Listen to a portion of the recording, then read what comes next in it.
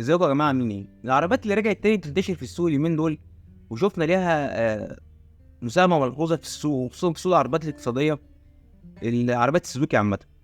كنا احنا بنشوف زمان ماروتي، نشوف التو، يعني كانت ماشيه كده. مره واحده لقينا عربيات اسبريسو، سوزوكي جيمني، ديزاير، سويفت جديده، وناس اصلا بتحب عربيات سوزوكي عشان خاطر عربيات اعتماديه. وانا عملت فيديو مراجعه عن سوزوكي ديزاير، شفت فيه العيوب والمميزات وكل حاجه عن العربيه، ممكن تشوفوا من اي لفوق. العربيه الفيديو ده فصصت فيه العربيه، بس انا وانا بدور على النت لقيت في مشكله غريبه قوي ظهرت في عربيات السوزوكي وخصوصا الاوتوماتيك. دايما العربيات السوزوكي اللي بنشوفها عندنا في مصر السوزوكي التمنايه والالتو والماروتي عربيات المانوال، بس للاسف الفتيس اللي لازق جديد في العربيه الاوتو مانوال ترانسميشن اللي هو بيشتغل على ديسك واسطوانه وكده. في ناس كذا واحد على الجروب قالوا ان الفتيس ده عامه بيجيب طقم دبريش او ديسك واسطوانه بسرعه جدا. يعني مثلا الفتيس ده لو موجود في عربيات تانية زي الرينو لوجان مثلا بيجيب ديسك واسطوانه بعد 120 الف كيلو، ده بيجيب ديسك واسطوانه بعد 20 الف كيلو. والناس راحت التوكيل وقال لك لا ده عيب استخدام. ماشي، ناس جديده جايبه العربيه اول مره وبتقرص عليها وبتاع ومش عارف ايه، بس ان العربيه تجيب فتيس كامل، فتيس كامل عشان خاطر الفتيس نفسه قوه استحماله ضعيفه. يعني زي البوست اللي احنا شايفينه ده، العربيه جابت فتيس عالي، الفتيس بتاع العربيه باظ، غير الديسك والاسطوانه، العربيه ما استحملتش، يقول لك الفتيس ضرب. يعني ايه الفتيس ضرب؟ يعني عربيه مثلا، هو طبعا 100,000 كيلو خرج من الضمان، يعني عربيه مثلا ابقى انا ماشي بيها عملت 100,000 كيلو في 5 سنين، وابقى حاطط وكمان الفتيس بكام؟ الفتيس ب 100,000 جنيه، وابقى لازم داخل جمعيه احوش لها عشان بعد ال 100,000 كيلو ابقى عارف ان الفتيس هيضرب ومش موجود.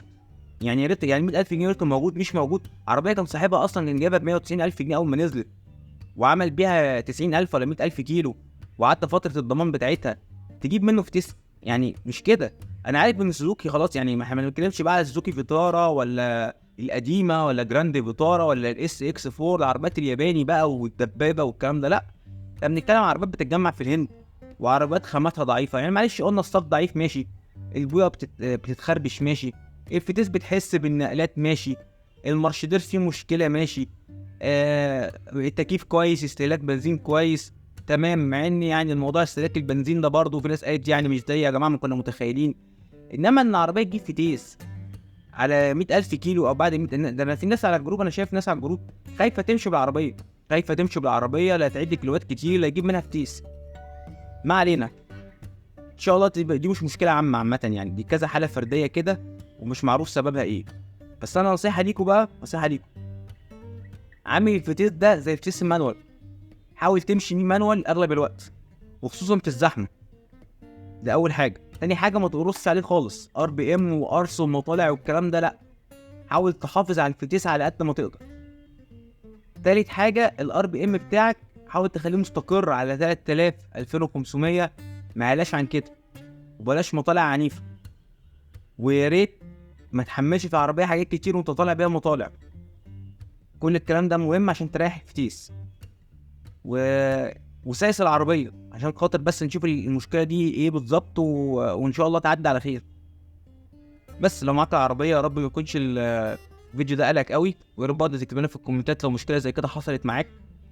ولو معاكش عربيه لازم تفكر او تعرف حد معاه عربيه تساله عن موضوع الفتيس ده، ايه اللي حصل فيه، وان شاء الله ما تبقاش مشكله عامه. في حاجه كده قلت اقولها لكم، وكان معاكم مؤمن سالم، اشوفكم في فيديو تاني. يلا سلام.